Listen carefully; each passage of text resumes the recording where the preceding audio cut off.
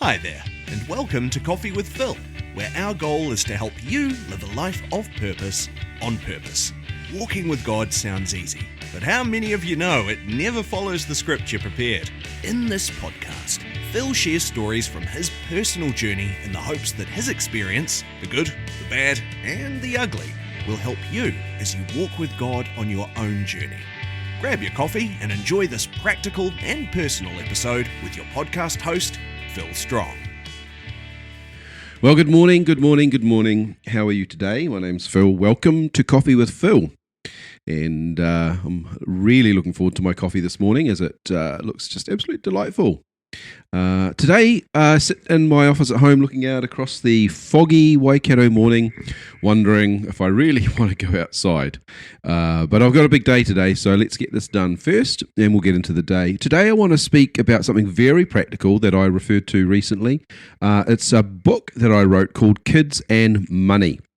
Now, let me just suggest to you that there's a real good reason why you'd want to listen to this podcast today. This short podcast, I'm going to give you some mind-bending principles to think about that will relate to your circumstances.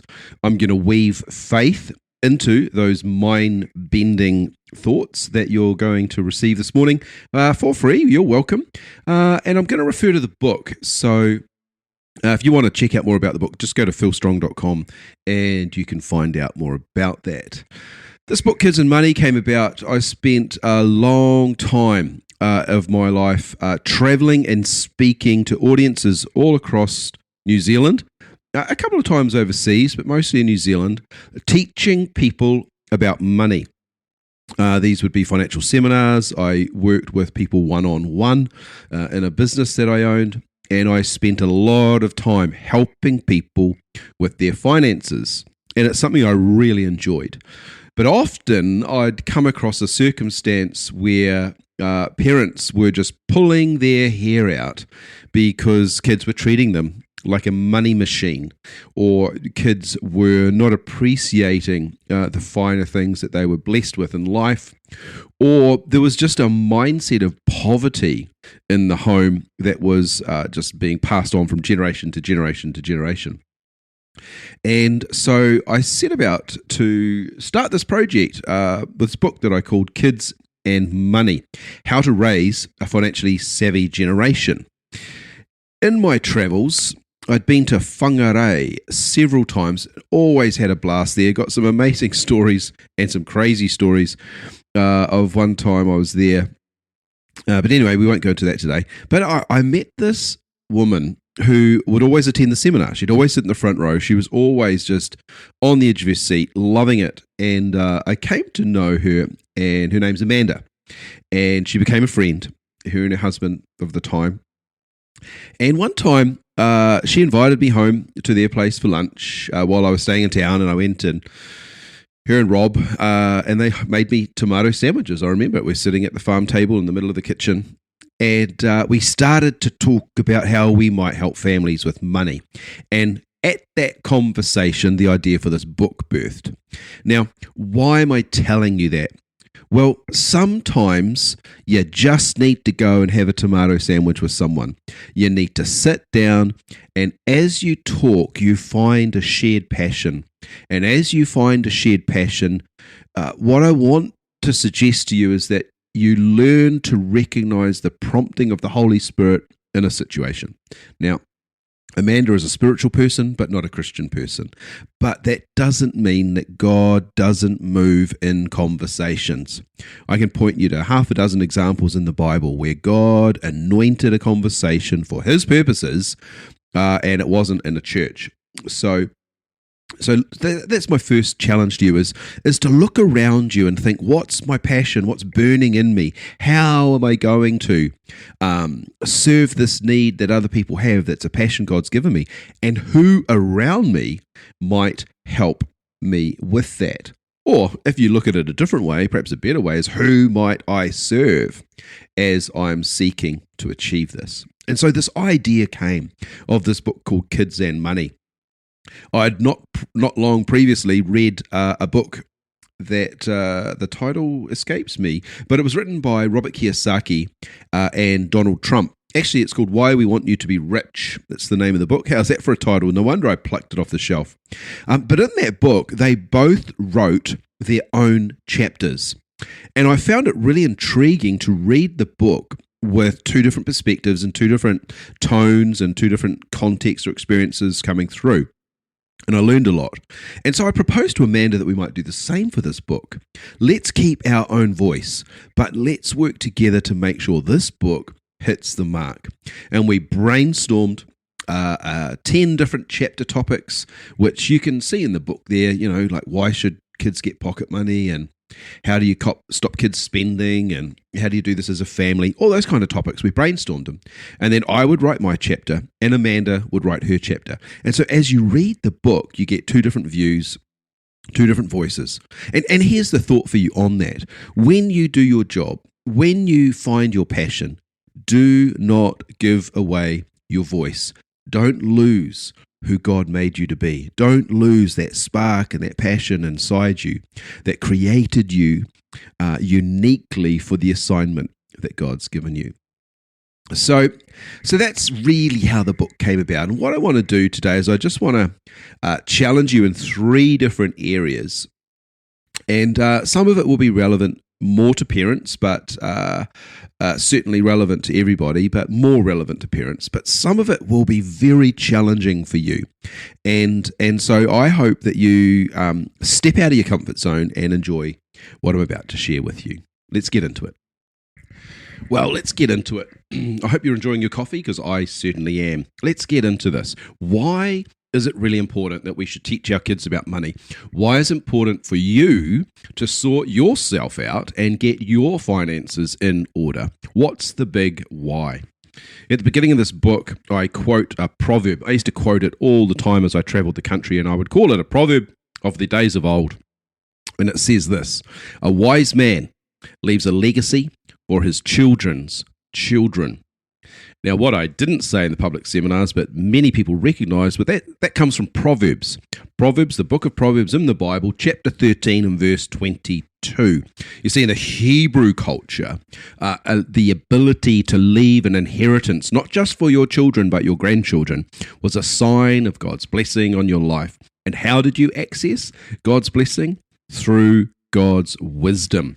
And so what we must take responsibility for is learning God's principles when it comes to finances, and we must pass them on as an inheritance. So what I would say is that if you want to be someone who is blessed by God, you want to learn God's principles for finances.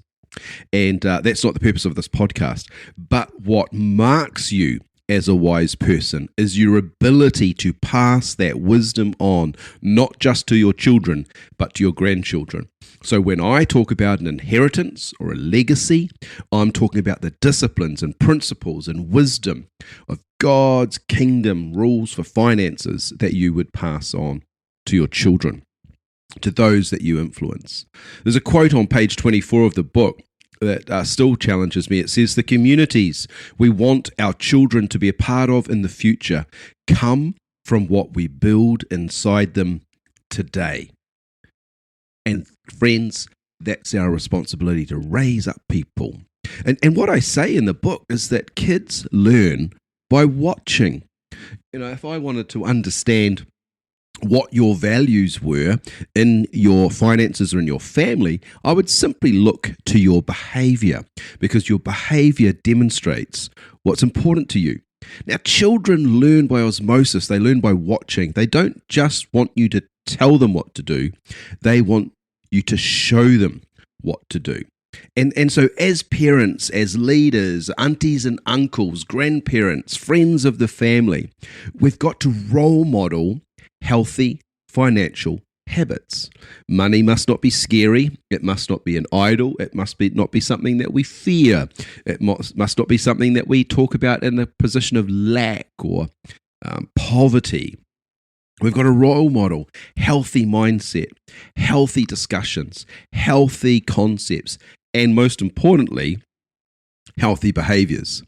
If your children see you prioritizing generosity as a discipline and you don't hide it from them, but you talk to them about how you're blessing your neighbor, or how you're giving your tithe to a church, or how you're sowing into God's kingdom through mission work or other charitable efforts. If you invite them to participate into that, then you are role modeling healthy financial habits.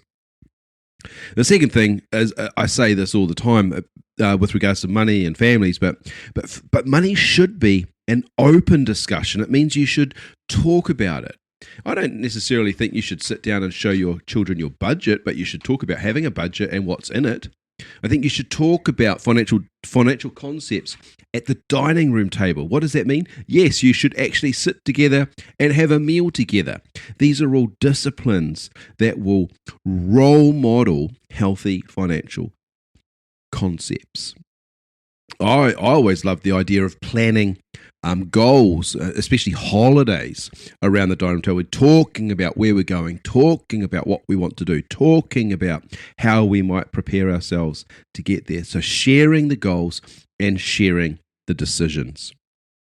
And the final encouragement that I always used to suggest families do to help their kids learn about money in a role modeling sense is to send the kids off to buy the groceries. Give them a list and give them just enough cash. That's right, don't give them your credit card, and send them off and help them to understand that there's different ways you can spend money.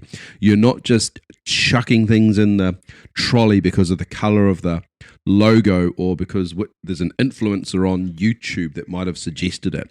You're thinking wisely about how you spend your money, and you're also learning that money can be spent once. It doesn't last forever. And if you buy the bigger box of Cocoa Pops, you might not be able to afford the butter or jam for your toast. So these are just examples, but what are you going to do about that? What are you going to think about? How are you making wise decisions? Maybe this is an opportunity for you to think about, am I really living my life in the best way, in the most disciplined way, according to God's principles for finances? And folks, as I'm challenging you on that, I'm sitting here gazing into my empty coffee cup, and I am challenging myself on that as well. So let's challenge ourselves together, because what I want to talk about next is needs and wants. Needs and wants is a very interesting conversation. It's a concept that I started speaking about almost 25 years ago.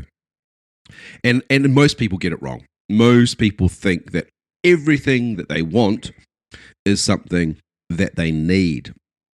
And this is where it gets messed up. Later in life, when I was coaching people to clear debts, pay off mortgages, and become financially secure, I used to help people to articulate the difference between a need and a want and understand the difference in their family. And when you do this, you can then role model that to those people in your family, those around you. But do you ever wonder why your kids treat you like a money machine? Do you ever wonder why they constantly got their hand out expecting things? It's because your kids, and maybe even you, haven't learned the difference between a need and a want. We've got to understand they're very, very different. And so here's what I'd say to you. If you don't plan what is important to you as determined by your values, you'll always experience frustration. You see, the understanding is that our needs are what's most important to us, what we need to survive. Our wants are the luxuries, the things on top. But all those things are driven by what we value, what's important to us. So I always used to say, why does one family spend $15,000 a school term to send their child off for education, when another family, perhaps even their neighbour, would be happy to send their child down to the public school and pay $147 for a few fees? What's the difference?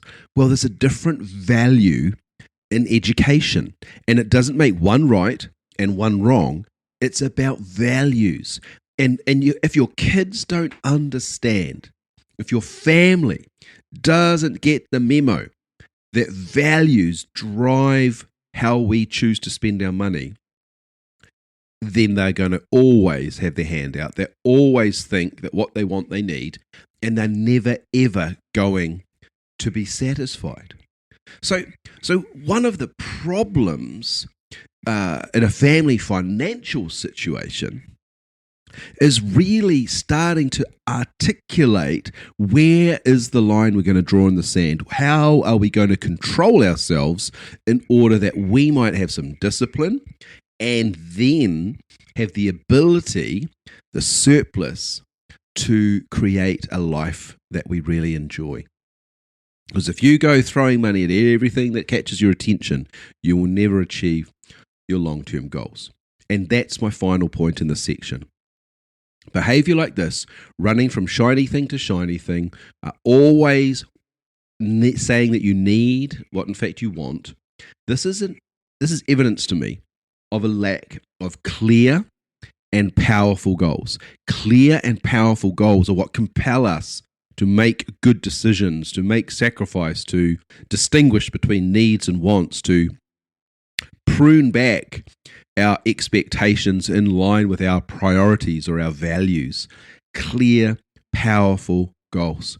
Now, there's a very powerful section in the book, and I'm not going to get into it, but if you're someone who really wants to invest in your children, then you'll want to read the chapter on how to help your kids get ahead through the power of goals. And both myself and Amanda write on the subject, as I shared with you earlier, but we take very different perspectives on it. And when we were editing the book, I was very challenged to think that we might present such, not contrasting, but certainly different perspectives. But then I realized that by doing that, our book was going to cater to a much, much wider audience and help people to bring themselves into a place of alignment with what was inside them. And that was what was most important, not just the book sounding like me. So, look, if you want to help your family and indeed yourself deal with the issue of what is a need, what is a want, how do I have clear and powerful goals, then this book is for you. And look, I've got a confession to you. I always figured that one of the ways I could get to the parents was through the kids. So running sessions in schools was always fun for me because parents would come along and they would get challenged by the stuff I was teaching the kids, and they'd be like, "Why did we never get taught this?" So you know, perhaps the best way you could fix yourself was being motivated to help your children or your grandchildren or your nieces and your nephews. And I really do encourage you in that. In this final section, and I promise you this is really where the gold is for today, I want to refer to a small section I wrote. It starts on page 139 of the book. If you've got it, you'll find it there. The heading is Staying the Course Even When It's Windy. And I tell a story of my time that I spent sailing with my dad. When I was in my late teens, my dad was looking for some kind of outlet, hobby to get him away from work, and he bought a trailer sailor. And we would take it into the Tauranga Harbour, and we would sail together. And I would watch my dad enjoy the feel of the wind on his face and the sun as he set the course, the sail, to enjoy the fresh air and the sound of the ocean. And it's a wonderful memory I have, but it's also a great analogy. Because life throws circumstances at us that don't always go the way we hope. And in that, I would suggest to you that your financial journey will not always be easy. And as someone who's been around the sun a few times and had a few highs and lows, I can tell you that life does come in seasons. And this is clearly the way God designed the world. He said after Noah and the flood, he said these things will remain, summer, winter, and sowing and harvest. So the seasons come in life. We have good times, and we also have some bad times. But here's a problem when the bad times come. If we don't have resilience, dedication, and commitment as part of our disciplines, then we either get knocked over, we fall over, or we just lie down and quit. And I was speaking I was at a board meeting last night for a school, and we were speaking about resilience because it's one of the school's values. And we agreed around the board table that part of learning resilience is, in fact, teaching children to overcome challenges through having faith in God in order that they could move toward their personal goals. And I remember years ago having a conversation with a friend of mine. She was a teacher at the time, and she said that, the problem with life these days is we don't allow our kids to fail. We don't let them learn through hard times that come through failure, and we don't teach them to have the personal resolve and strength to get up and do things again.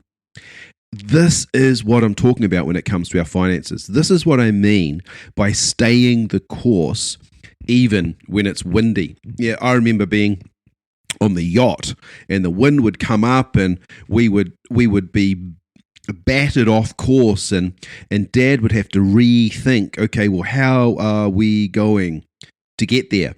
And sometimes you've got to change course in the short term in order to be able to reach your long-term destination. Now, if you know anything about sailing, or perhaps even if you've just watched like the America's Cup on the telly, you'll know that when they go against the wind, they spend a lot more time going in different directions in short bursts, and it's called tacking. They'll tack against the wind one way to get the wind on the sail, to get the forward momentum for the boat. Then they'll tack back the other way to ensure that they don't get too far from the destination, but that they make progress. Now, this is a brilliant analogy for finances, because when challenges come, when you've got hard times or tough times, or, I was speaking to a guy yesterday who was saying, man, the power bill is so high at the moment and the cost of food is so high, but incomes haven't risen. And this is an example of a tough, challenging season where we have to think about what is the destination, but maybe do I need to change course? Do I need to tack? Do I need to go left against the wind? Well, that's port, obviously, if you're on a boat. And how do I get progress even though the wind is beating against me? And this is what I would encourage all of us to think about. And firstly, because the topic is kids and money, let me just say this. Please do not pack your kids in cotton wool, protecting them in your best motivation and yet ruining them by not allowing them to get tough and grow up and have some backbone. I hope I said that clear enough for you. So allow your kids to have challenges. Allow your kids to even fail, fall over, scrape their knee, crash their car, and then support them as they work through that challenge and come out the other side. If you keep rescuing your kids, if you keep wrapping them in cotton wool, all you're going to end up with is a 40-year-old baby that wants to stay at home or run to mummy every time life gets tough. And if that's the situation you want, then I think you're failing as a parent. Enough said there. But what about you? How's your finances going? Are you finding it challenging? Are you finding life buffeting you with the wind? Well, maybe you need to think about the principle of tacking, going a different course in the short term, tacking again and heading back the other way against the wind to make progress. Short bursts of different activity in order to help you get to the destination. I had a very tough season years ago through the global financial crisis of 2008, where I was battered, and I had to constantly think of different things I could do just to survive, and pay off the debts, and put food in the cupboards, and it wasn't a season that lasted forever. Thank the Lord for that. But it was a very, very different season for me. And so I would encourage you to perhaps press into God and say, is this a season where you want me to tack to the port or to the starboard? What is it that you're trying to reveal for me to discover in this challenging season? Because, the Lord doesn't want you to be staying still. He certainly doesn't want your boat to sink. And He doesn't want you to lose hope. So in all things, in all challenges, in all struggles, let's not lose hope, because if we lose hope, we're just going to fall off the boat and drown, and I don't want that for any of us. So look, today was a really different but practical session, Kids and Money. Again, you can just read more about that book on my website, philstrong.com. It's easy for you to find. There is a website, kidsandmoneybook.com. I don't even know if it's up to date. I haven't looked at it for so long. But there would be some videos on there if you could find that website also. As I close today, I really want you to reflect on three things. So firstly, what am I role modeling to those around me? How is my behavior and the demonstration of my values through my behavior, how is that helping people around me? You are an influence. Your life is a message. People are watching you. The second thing I'd love for you to challenge yourself on is the difference between needs and wants. Am I prioritizing those things that are essential, my needs, and am I putting to the side those things that are wants? Do not think that everything you want is a need. And this is evidenced by the lack of clear and powerful goals. So perhaps you need to sit down and say, what's important to me and what would I really like to achieve over the next 3 years? That's a good conversation for you to have. And finally, think about how you can stay the course if it's windy. If you're challenged in finances, if you're really going up against it, then ask the Lord to reveal different strategies, different directions, different ways that you can reach your desired destination. Because I believe that, just simply the story of Jesus in the boat with the disciples should be an encouragement to some of you. He's in the boat. He has the ability to bring calm to your storm, but he wants you to have faith while you are in the boat, knowing that he's there with you. And I hope that helps you. Hey, look, I'm going to sign off here. Phil Strong, Coffee with Phil. Been another great time to spend with you. Please make sure you're subscribing to the podcast so that you get it in each week in your podcast app of choice. And please share this with someone. Who do you know that would be really encouraged by this message that we've done today, this topic of conversation of kids and money? Well, you have a fantastic day wherever you are. I hope you have a really good coffee today, as I'm about to as well. And I'll see you all soon. Take care.